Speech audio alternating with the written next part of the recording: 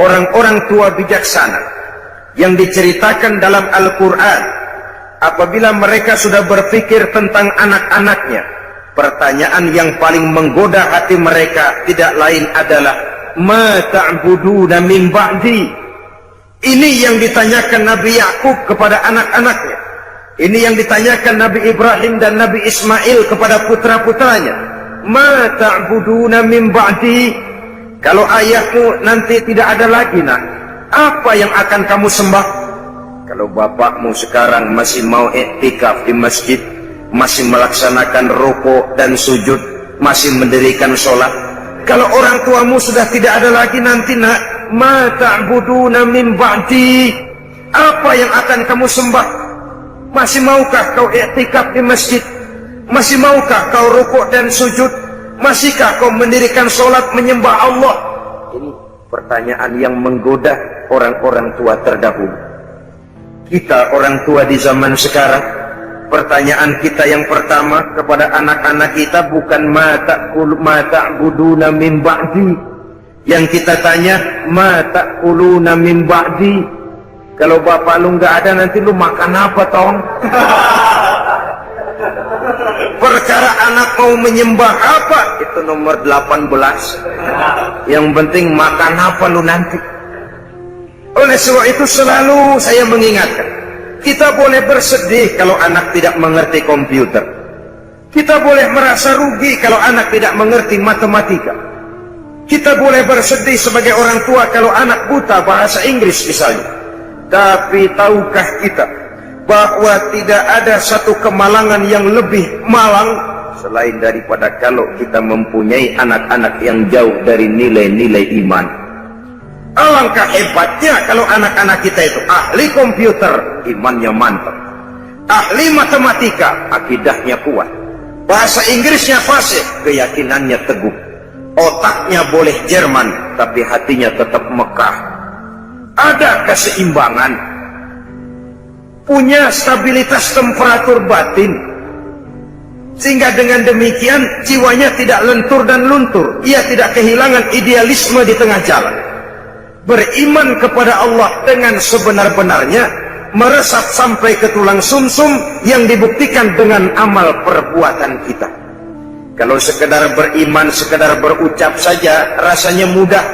Sebab itu yang dikatakan iman yang sebenarnya itu ialah iqrarun bil lisan wa tasdiqun bil qalbi wa amalun bil arkan. Diucapkan dengan lidah, dibenarkan oleh hati, diamalkan oleh seluruh anggota badan. Maka nilai iman juga lalu bertingkat. Ada orang yang nilai imannya baru kepada tingkat iqrarun bil lisan, sekedar ucapan lidah, belum berakar ke hati. Iman yang begini nih, yang kesenggol supermi 3 bungkus amburadul.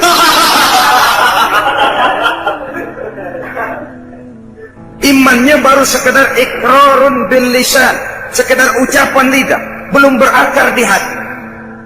Mudah goyah seperti buih di lautan.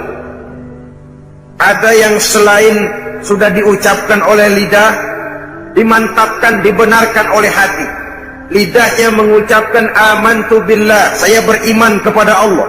Hatinya meyakinkan itu sedalam-dalamnya, tapi belum diamalkan melalui anggota badannya. Oh, saya sih biar nggak sembahyang, iman mantep, mas. Mantep.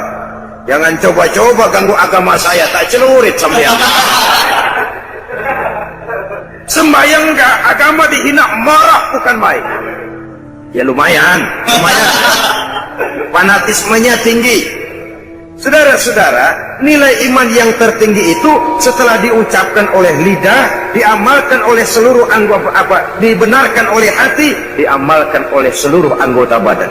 Nyawa taruhannya, iman tidak goyah. Nah, beriman kalau belum dapat hidayah itu sulit. Tapi menjaga iman setelah mendapat hidayah jauh lebih sulit. Tantangan semakin berat. Tapi mari pada kesempatan ini kita bercermin dari perjalanan hidup seorang wanita bernama Masito. Saudara kenal Masito? Kenal? Di mana kenalannya? Dalam sejarah Masito ini wanita budiman yang teguh menjaga iman. Menurut riwayat, dia ini kan hidup dan tinggal di istana Fir'aun, menjadi penyisir rambut keluarga istana. Satu hari sedang menyisiri rambut, jatuh sisir itu. Mulutnya refleks berkata, "Ya Allah," sisir jatuh ke bawah. Kata-kata Allah ini didengar oleh intel Fir'aun, dilaporkan kepada Fir'aun. "Lapor, bos." Kata Fir'aun, "Ada apa? Ada bahaya." "Bahaya apa?" "Ada orang menyebut-nyebut Allah. Ini kan bisa mengganggu stabilitas ketuhanan Tuhan ini. Kalau dibiarkan bahaya." "Oh, begitu?" "Iya." "Siapa manusianya?" "Masito." "Masito?" "Oh. Tangkap, tangkap." "Masito, saya ada dengar-dengar kamu menyebut-nyebut Allah ya?" "Ya." "Emangnya kenapa?" "Siapa Allah itu, Masito?" "Allah itu Rabbi wa Rabbukum, Tuhan saya dan Tuhan-Tuhan juga." "Loh, jadi saya ini kau anggap apa, Masito?" "Tuhan adalah Tuhan dan Tuhan bukan Tuhan." "Masito, gendeng sampean." Satu Mesir orang menyembah saya semua. Tiba-tiba kau menyatakan ada Tuhan lain selain saya. Keyakinanmu membahayakan posisi saya, Masito. Sudahlah, kamu jangan macam-macam. Kamu mau apa sih? Rumah? Kendaraan? Beras? Supermi? Beasiswa? Sudah, jangan bertuhankan Allah. Tuhanmu saya saja sudah. Tidak bisa, Masito. Tidak bisa, Fir'aun, kata Masito. Rabbi Allah, Tuhan saya tetap Allah. Kamu tetap dengan keyakinanmu seperti itu? Tetap. Dan kamu tahu resikonya? Apa? Kamu akan saya siksa, Masito. Silahkan. Kamu berani? Demi iman.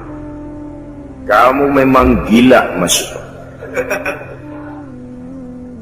Fir'aun, Tuhan boleh beli jasad saya, tapi jangan mimpi bisa membeli jiwa saya. Tuhan boleh kuasai jasmani saya, tapi jangan mimpi bahwa Tuhan akan bisa menguasai akidah dan keyakinan saya. Nekat kamu, Masito ya. Apa boleh buat, On? Fir'aun, itu tuh manggilnya On. Tidak cuma sekedar saya siksa, Masito, kamu akan saya bunuh. Boleh? Kamu tidak takut mati? Sekarang saya mati, nanti juga saya mati, Fir'aun. Dan bagaimanapun lebih baik mati berkalang tanah daripada hidup bercermin bangkai. Adalah lebih terhormat melarat karena mempertahankan iman daripada saya hidup mewah dengan menjual akidah. Biar nyawa berpisah dari badan, asal iman jangan berpisah dari hati. Terlalu mahal akidah ini kalau harus ditukar dengan kesenangan dunia yang tidak seberapa, On. Tidak cuma kamu, Masito, anak-anakmu akan saya bunuh. Boleh. Kamu tidak sayang dan cinta kepada anak-anakmu? Jangan tanya soal itu, Fir'aun.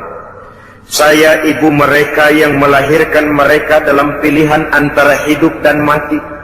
Saya besarkan mereka dengan untayan air mata, cucuran keringat, kadang genangan darah. Tidak ada ibu yang tidak cinta dan sayang kepada anaknya. Tapi ini akidah. Iman saya lebih mahal daripada kecintaan saya kepada anak-anak saya. Saya rela berpisah dengan mereka untuk iman. Tidak cuma anak-anakmu, Masito, suamimu akan saya bunuh. Silahkan. Muangkel Fir'aun, kemarahannya sampai kepada puncaknya. Dia panggil tentaranya, siapkan tungku yang besar, isi dengan air, rebus sampai mendidih. Dicari tungku yang besar, bapak moyangnya kuali. Lalu disiapkan kayu bakar, diisi tungku itu dengan air, direbus air ini. Beberapa lama kemudian air bergolak, menggelegak, panas. Nah, Masito, kamu lihat air sudah bergolak, menggelegak karena panas. Sudah, Kau dan anak-anakmu satu-satu akan saya masukkan ke air itu, biar kamu tahu bagaimana tidak enaknya mati. Sudah, Tuhanmu tidak sanggup menolong kamu. Coba kamu nyembah saya, aman. Kamu tidak akan saya rebus. Firaun, sudah jangan banyak omong. Kalau kamu mau laksanakan, laksanakan saja. Jangan mimpi saya akan berubah akidah. Rabbi Allah, nyawa taruhannya. Tuhan saya tetap Allah. Mulai. Anaknya dulu. Masito, lihat, anakku yang pertama akan saya mulai. Diangkat oleh Al-Gojo, anak ini dimasukkan ke tungku yang berisi air mendidih. Bergolak air, masuk si anak ke dalam air, menggelepar, meregang nyawa. Masito dengan air mata berurai membasahi pipi, menyaksikan anaknya menggelepar menghadapi ajal. Selamat jalan nak, ibu sayang kepadamu, ibu cinta kepadamu nak. Tapi ini akidah, ini lebih mahal dari segalanya nak. Ibu ikhlas. Mudah-mudahan nanti kita bisa berkumpul di akhirat di bawah naungan ridho Allah. Kuatkan hatimu nak, jaga teguh iman, jangan menyembah Fir'aun. Gugur anak sebagai syahid. Anaknya yang kedua, ketiga dan selanjutnya, Masito sendiri sampai kemudian suaminya, seluruhnya gugur di air yang mendidih untuk mempertahankan iman. Kalau Masito, suaminya, anak-anaknya, nyawa taruhannya, nyawa mereka lepas dan iman tidak goyah. Adakah intan yang lebih mahal? Adakah mutiara yang lebih berharga selain daripada nilai-nilai iman ini? Tidak ada. Jikalau dia hancur, jikalau dia sudah tidak ada, apalagi yang bisa kita banggakan di dalam kehidupan. Sebab itu, satu kali la ilaha illallah. Mari kita pasang tekad sampai mati, sampai tetes darah yang paling penghabisan, tetap la ilaha illallah. Karena Islam kita hidup, untuk Islam kita berjuang, dan dalam Islam kita ingin kembali menghadap Allah Subhanahu wa ta'ala. Saudara-saudara kaum muslimin rahimakumullah, yang kedua setelah beriman kepada Allah juga wa rasulih, yaitu beriman kepada Rasul Allah. Beriman kepada Rasul tidak hanya sekedar percaya bahwa Allah telah mengutus Nabi Adam alaihi salam, bahwa Allah telah mengutus Nabi Nuh, bahwa Allah telah mengutus Nabi Ibrahim.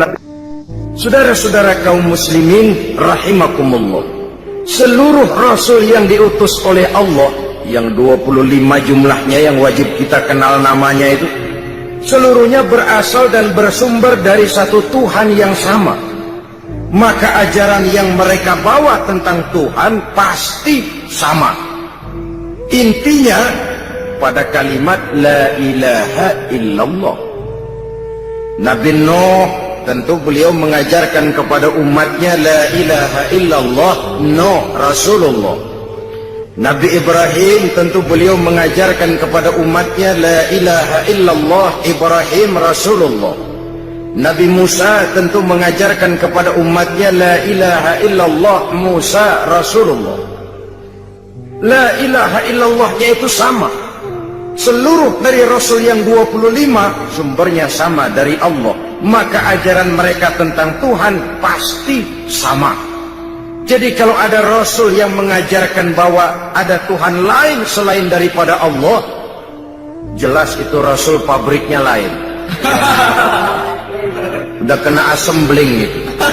Sepanjang sumbernya sama dari Allah Subhanahu wa ta'ala, ajarannya tentang Tuhan pasti sama. Tidak logik, tidak bisa diterima akal. Kalau Allah mengutus Nabi Nuh lalu bilang, Nuh ajarkan kepada umatmu aku Esa. Diutus lagi Nabi Ibrahim, Ibrahim sampaikan kepada umatmu aku dua. Diutus lagi Nabi Isa, Isa ajarkan kepada umatmu aku tiga. Ini Tuhan macam apa ini? Tuhan tidak konsekuen. Kepada seluruh Rasul yang diutus Allah, misinya sama, prinsipnya la ilaha illallah.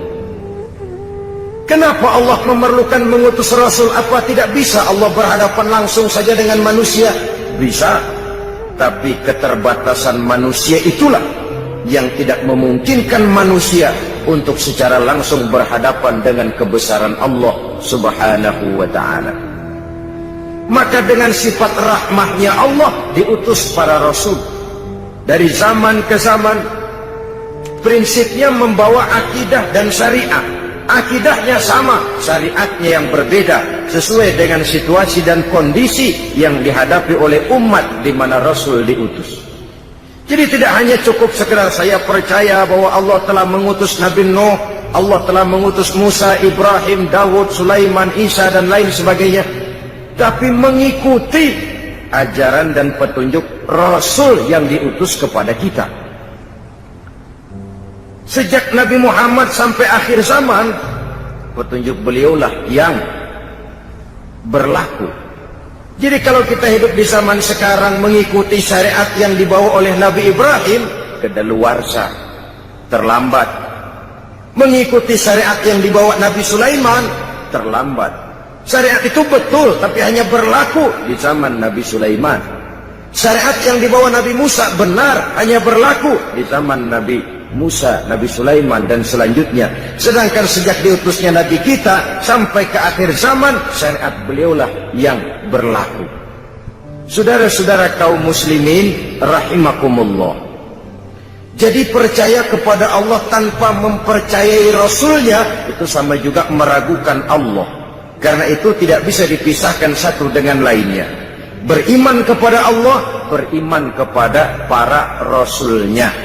Dan sudah disepakati menurut tuntunan Al-Quran bahwa Nabi kita Muhammad Sallallahu Alaihi Wasallam adalah Rasul terakhir yang diutus oleh Allah Subhanahu Wa Taala. Tidak ada lagi Rasul sesudah beliau. Maka di zaman sekarang, kalau ada orang mengaku jadi Rasul, biar bahasa Arabnya fasih, jenggotnya panjang, serbannya lebar, gamisnya kalah kalau Superman mah. Kalau dia ngaku jadi nabi, ngaku jadi rasul, kita umat Islam wajib untuk tidak percaya. Wajib untuk tidak percaya. Nah, ini kondisi dasar beriman kepada Allah dan Rasulnya. Sesudah itu, bisnis yang tidak membawa kerugian itu apa?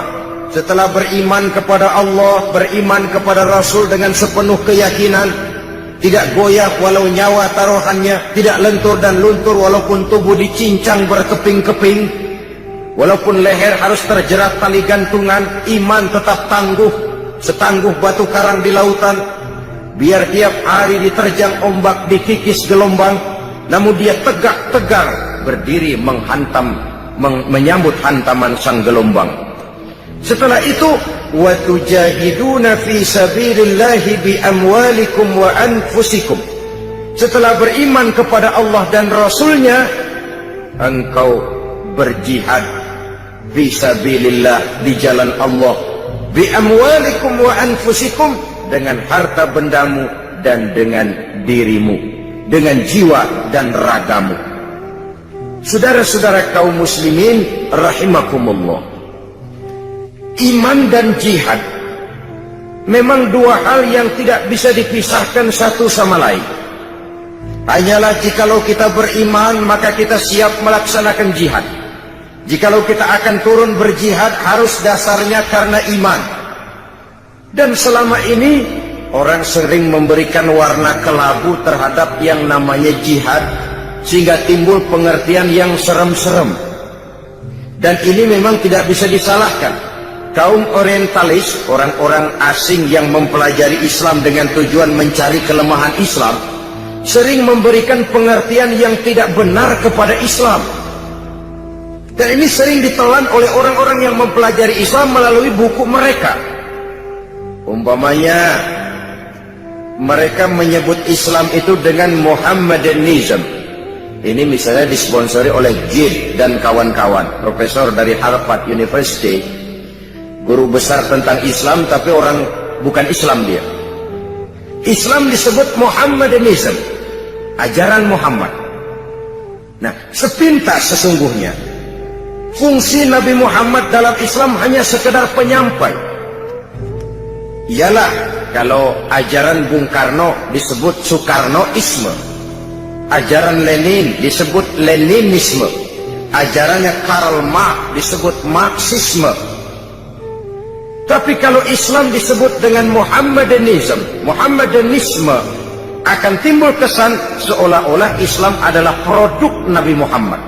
Seolah-olah Islam adalah buatan, bikinan Nabi kita. Padahal tidak, Nabi cuma sekedar penyampai.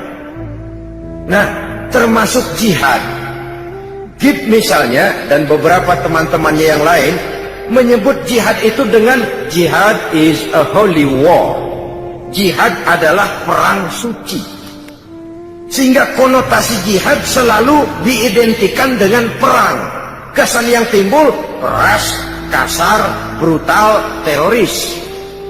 Maka akibatnya tiap kali kita bicara soal jihad, orang a priori curiga, memandang kita dengan su'uzon. Nah, umat Islam sudah siap jihad, ngasah pedang, ngasah tombak, ngasah panah, siap bertempur ke medan perang. Bahwa perang untuk membela agama, bukan untuk memaksakan agama, merupakan bagian kecil saja dari jihad, ya. Tapi bahwa jihad bukan sekedar perang, itu harus dipahami. Jihad adalah mengeluarkan satu kemampuan maksimal untuk mencapai satu tujuan yang diridhoi oleh Allah Subhanahu wa ta'ala. Itu jihad namanya. Mengeluarkan kemampuan maksimal untuk mencapai satu tujuan yang diridhoi oleh Allah, itu jihad namanya. Bukan semata-mata perang, mencabut pedang maju ke medan perang. Mengatasi kemiskinan, mengatasi kebodohan, itu juga merupakan bagian daripada jihad. Tapi karena jihad selalu diadakan konotasi dengan perang, kesan yang timbul ya teroris, kasar, brutal, sadis. Dan itu memang sengaja ditiupkan oleh kaum orientalis, sebab mereka paling takut dengan semangat jihad daripada umat Islam ini. Oleh sebab itu, oleh karena iman dan jihad tidak bisa dipisahkan, pada kesempatan pertemuan ini saya ingin menukil apa yang dijelaskan oleh Al-Imam Al-Hafiz Zakiyuddin Abdul Azim Al-Munziri dalam kitabnya yang terkenal At-Targhib wa Tarhib. Beliau menjelaskan, inna asma darajatin fil jihad, sesungguhnya derajat jihad yang tertinggi dalam Islam. Pertama, saudara bisa lihat ini barangkali pada Targhib wa Tarhib juz 2 halaman 257. Nilai jihad yang tertinggi, pertama, muharabatil kuffar li ajli nasri dinillah, berperang melawan orang kafir dengan tujuan semata-mata untuk menolong agama Allah. Jadi menolong itu kan membela, bukan memaksakan agama, tapi untuk membela agama. Karena prinsipnya umat Islam tidak boleh mencari musuh, tapi tidak boleh lari kalau ketemu musuh. Musuh jangan dicari, ketemu jangan lari. Dalam Islam ada tuntunan tentang perang, bukan memaksakan keyakinan, tapi membela keyakinan. Pada saat agama dihina orang, pada saat agama disepelekan, pada saat umat dinistakan, di situ kita tampil. Tapi kalau tidak, kepada orang kafir kita siap hidup rukun, bergandengan, zimmi, kafir zimmi, orang kafir yang mau hidup damai dengan kita, darahnya haram, harta bendanya haram, mengganggu mereka sama dengan mengganggu Nabi. Islam agama damai. Tapi kalau agama dihina, agama dicaci maki, umat dinistakan, semangat jihad itu tampil maju ke medan perang kalau perlu, tapi tujuannya semata-mata bukan karena sentimen, tapi karena argumen. Bukan untuk mencari kemenangan, tapi untuk menegakkan kebenaran. Bukan untuk membalas dendam, tapi untuk menegakkan yang hak, membela, membantu agama Allah Subhanahu wa ta'ala. Dan ini kewajiban setiap kita. Sekarang memang kita tidak menghadapi perang Badar seperti di zaman Nabi, dengan pedang, dengan tombak, dengan panah. Tapi perang akidah kan terus berlangsung. Kalau televisi punya acara berpacu dalam melodi, Kita sekarang tidak berlebihan, sekarang ini berpacu dalam agama. Perang akidah. Jikalau kita kalah, ya kita sekarang masih beriman, berakidah. Tapi generasi yang akan datang, wallahu a'lam. Semangat jihad tidak boleh lumpuh. Semangat jihad tidak boleh lentur dan luntur. Tetapi dengan batas-batas bahwa kafir itu jelas-jelas mengganggu kita. Dan itu pun tidak langsung dengan mengangkat senjata. Sepanjang kita bisa peringatkan dengan lidah, mari peringatkan. Apalagi kita tinggal di satu negara hukum, tidak boleh main hakim sendiri, saling menghormati, menjaga kerukunan. Tidak boleh menyebarkan agama kepada orang yang memang sudah beragama. Walaupun dengan dalih sosial kemanusiaan, menolong orang-orang susah, tapi di belakangnya ada pamrih menyebarkan agama. Diplomasi semacam itu sebenarnya sudah kuno. Orang bersembunyi dengan topeng kemanusiaan tapi menyebarkan agama. Saudara-saudara kaum muslimin rahimakumullah, Islam sebagai agama Allah tidak mungkin hilang dari dunia. Tapi Allah tidak memberikan jaminan Islam akan kekal di negeri ini. Jikalau kita umat Islam di Indonesia tidak mau menjaga Islam ini, tidak mau berjuang dan berkorban untuk kepentingan Islam ini, tidak mau mewariskan Islam ini kepada anak-anak kita generasi yang akan datang. Jadi ini tingkat jihad yang tertinggi, muharabatul kuffar li ajli nasri dinillah. Berperang melawan orang kafir dengan tujuan membela, menolong agama Allah. Itu satu. Yang kedua, da'watun nasi ilal haq. Berdakwah kepada manusia, menyampaikan kebenaran, mengajak manusia kepada yang hak. Yang hak itu apa? Al-haqqu mir rabbika. Kebenaran itu datang dari Tuhanmu. Apa yang datang dari Allah itu? Islam. Berdakwah adalah jihad dengan kemampuan yang ada pada kita. Bisa berdakwah lewat ilmu, lewat konsep, lewat gagasan dan lain sebagainya. Da'watun nasi ilal haq, menyeru manusia, berdakwah kepada manusia, menyampaikan Islam, juga itu merupakan bagian dari jihad tertinggi kedua sesudah perang melawan orang kafir. Yang ketiga, mujahadatun nafsi bittahalli bil makarim wattakhalli 'anir razail. Jihad ketiga yang tertinggi, berjihad melawan hawa nafsu dengan menghiasi diri dengan sifat-sifat yang terpuji dan mengosongkan diri dari sifat-sifat yang tercela. Itu jihad melawan nafsu, mengosongkan diri dari akhlak yang tercela, menghiasi diri dengan akhlak yang terpuji. Bagaimana kita berjuang menghilangkan hasud, sum'ah, riya, takabbur, ujub dan lain sebagainya. Lalu bagaimana menghiasi diri dengan sabar, tawadhu, qanaah, ikhlas, yakin dan lain sebagainya. Itu juga merupakan jihad. Sebab kalau tidak jihad yang jadi landasan dasarnya, sulit untuk melakukan hal semacam itu. Yang keempat, mujahadatus syaitan bidaf'i ma ya'ti bihi minas syubuhat.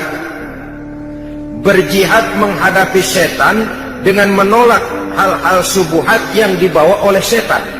Setan itu kalau dia tidak bisa membawa kita ke jalan zalim, kegelapan, dia bikin samar-samar jalanan. Dia bikin remeng-remeng. Gelap nih, udah jelas kita nggak mau menempuh. Minuman keras haram, itu mutlak. Nah, setan bikin remeng-remeng dah. Kalau nggak teler mah kagak. Enggak katanya. Dibikinnya remeng-remeng. Itu menolak yang kayak begitu itu memerlukan jihad. Saudara hadirin, ma'asyiral muslimin yang berbahagia. Kalau tidak bisa diyakini kita dengan jalan kegelapan yang sesat, dibikinnya kita remeng-remeng, samar-samar, sehingga akhirnya sulit lagi untuk membedakan antara yang ma'ruf dan yang munkar. Pada klimaksnya nanti oleh setan dibalik, yang ma'ruf dia jadi munkar, yang munkar jadi ma'ruf. Terjadilah penjungkiran nilai. Itu yang keempat. Yang kelima, tarku majalisi su'i, meninggalkan majelis yang jahat, meninggalkan lingkungan pergaulan yang jahat. Kita tahu lingkungan sangat besar pengaruhnya dalam ikut membentuk kepribadian manusia. Sehingga kata Syauqi dalam sebaik syairnya, man asyaral asrafa asya musyarrafan wa muasyiral anzali ghairu musyarrafin. Awalam taral jildal hakira muqabbalan bisagri lamma sara jildal mushaf. Siapa yang berteman dengan orang mulia, dia akan ikut menjadi mulia. Tapi siapa berteman dengan orang hina, dia tidak akan ikut menjadi mulia. Tidakkah kau lihat, kata Syauqi, betapa kulit kambing yang hina dicium orang ketika berteman dengan Quran. Kulit kambing itu rendah, hina. Kalau dia sendirian gak ada yang mau cium kulit kambing. Tapi begitu dia disamak jadi kantong Quran, orang pakai minyak wangi ke kulit kambing. Dibawa, diambil, dicium dulu, dijunjung tinggi. Kenapa? Kantong Quran. Kulit kambing berteman sama Quran, mujur, dihormati orang lantaran temannya Quran. Tapi begitu tuh kulit kambing berteman sama kayu, jadi beduk, orang kemplang nul. Subuh gelap-gelap orang kemplangin udah. Itu kalau dipikir-pikir dikit banget tuh, salam ini temen doang tuh kulit kambing. Yang temennya Quran dihormatin, yang temennya kayu lantaran beduk, orang gaplokin dulu. Jadi terutama adik-adik remaja, para pemuda, sebagai pemuda bergaul dengan siapa saja silakan bergaul, tapi harus punya filter. Namanya remaja tidak bergaul pun tidak baik. Ndelohom gelenggem di rumah, ngitungin kasok mulu. Bergaulah. Dengan bergaul nuansa pandangan wawasan terbuka. Dengan bergaul banyak yang kita serap dari pergaulan, tapi harus punya filter. Meninggalkan lingkungan pergaulan yang jahat. Dia kenal penjahat boleh untuk terhindar dari kejahatannya. Tapi jangan lupa kadang-kadang getahnya ngikut.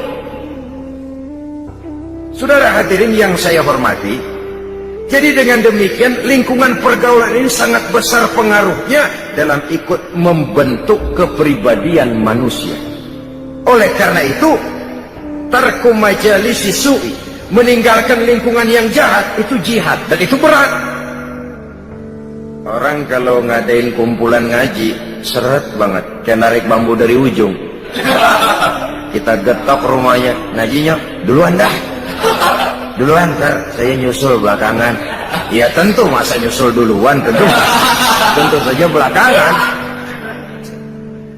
Saudara-saudara, tapi kalau kita membentuk satu pub, satu klub yang tidak berorientasi kepada kehidupan beragama, itu gampang benar suburnya itu. Banyak peminatnya. Tapi kalau sudah namanya majelis taklim atau kegiatan sosial menyantuni yatim piatu, peminatnya rasanya langka, seret. Coba adakan pengajian. Kadang-kadang yang datang dari itu ke itu juga. Tapi begitu pengajian bikin piknik, 2016 yang dapat. Banyak, bukan main. Ini kan apa yang disabdakan Nabi. Zuyyina apa? Huffatil jannatu bil makarih wa huffatin naru bisyahawat. Bahwa surga dan jalan yang menuju ke surga dikelilingi oleh hal-hal yang tidak menyenangkan. Sebaliknya, neraka dan jalan yang mengarah kepada neraka diliputi dengan hal-hal yang sangat menyenangkan. Karena itu ini juga merupakan jihad. Meninggalkan lingkungan jahat, sebab lingkungan yang jahat itu magnetnya kuat sekali, dorongannya kuat sekali. Ya kadang-kadang karena gengsi, masa anak muda kayaknya nggak bisa teler, kayaknya kuno banget. Yang sangat semacam ini lalu mencoba ikut-ikutan untuk ya menikmati, setidaknya pernah ngerasain teler begitu, nggak ketinggalan zaman. Ini juga memerlukan jihad. Karena itu saya titipkan sekali lagi, bergaul dengan siapapun persilahkan, tapi harus punya filter.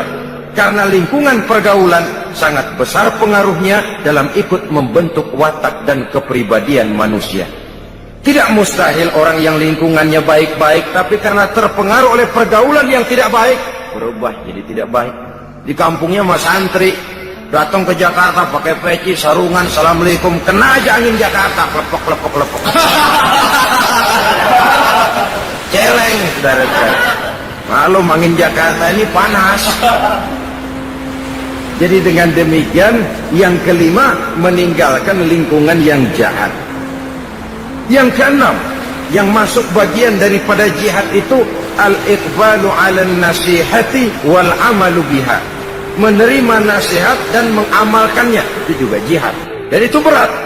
Apalagi kalau nasihat itu kira-kira ngetok jidat kita. Itu berat loh nerimanya. Orang bilangin, kamu ini punya penyakit hasud. Kita memang punya penyakit itu, tapi kadang-kadang harga diri kita yang muncul. Kamu jadi gue, lu bilang. Tuan gue sama lu. Tuaan katanya. Apalagi yang bilangin anak baru kemarin, lu ngasih tahu lu sunat, gue yang mangkuk lu. Gengsi yang lalu timbul.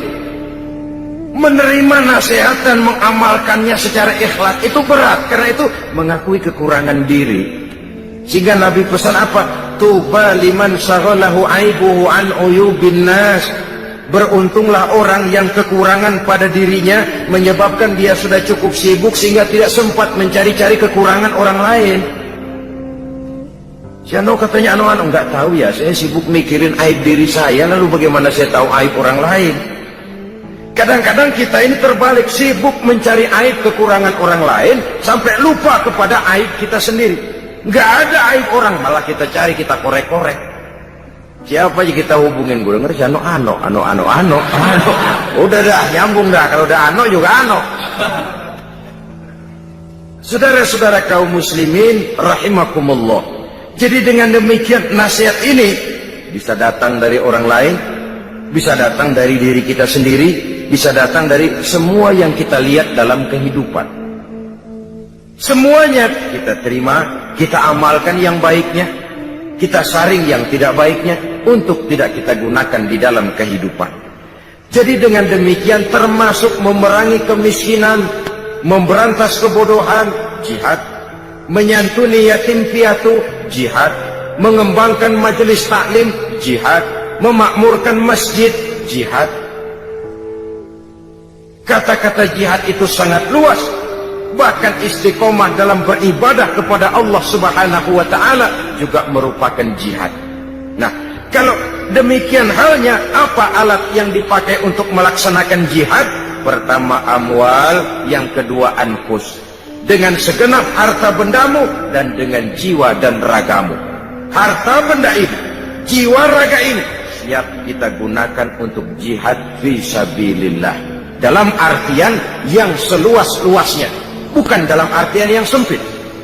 Harta barulah berfungsi sebagai harta kalau dia menjadi alat jihad kita, menunjang jalan untuk menuju ridho Allah Subhanahu wa ta'ala. Lagi pula apa sih yang kita miliki dalam arti mutlak di dunia ini? Kita cuma sekedar hak guna pakai. Harta itu titipan. Kita kumpulkan sebanyak-banyaknya sesuatu yang kita tidak akan bawa pulang ke alam barzakh nanti. Kita sibuk menghalalkan segala cara. Kalau perlu 7 turunan kita tidak ingin miskin. Tetapi kita sadar itu tidak akan kita bawa nanti ke alam barzakh. Itu semua cuma sekedar hak guna pakai, hak mutlak hanya untuk Allah Azza wa Jalla.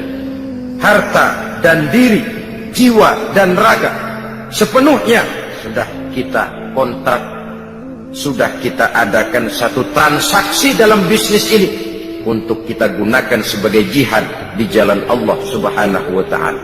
Satu kali bisnis ini sudah kita tujukan kepada Allah, jangan berbisnis kepada yang selain Allah. Amwal dan anfus, harta dan jiwa dan raga, seluruhnya sudah kita transaksikan kepada Allah Subhanahu wa ta'ala. Itulah saham kita, amwal dan anfus. Kalau itu tidak kita salurkan di jalan Allah, kita tidak akan punya saham untuk kehidupan di akhirat nanti. Saudara-saudara kaum muslimin rahimakumullah.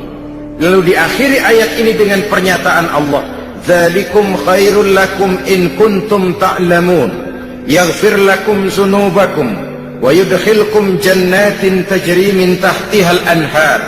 Jikalau itu semua kamu laksanakan, kamu beriman kepada Allah dan Rasul-Nya, kemudian kamu berjuang di jalan Allah dengan harta bendamu dan jiwa ragamu, yang demikian itu lebih baik bagimu kalau kamu mengetahuinya.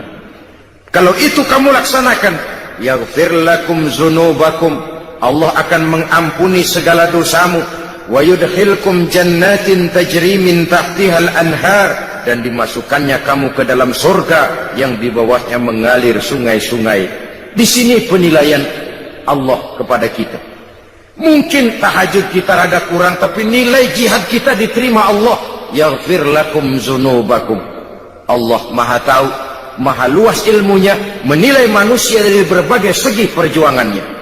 Semoga kita diberikan kekuatan oleh Allah Subhanahu wa ta'ala untuk melaksanakan apa yang diajarkan dalam ayat ini.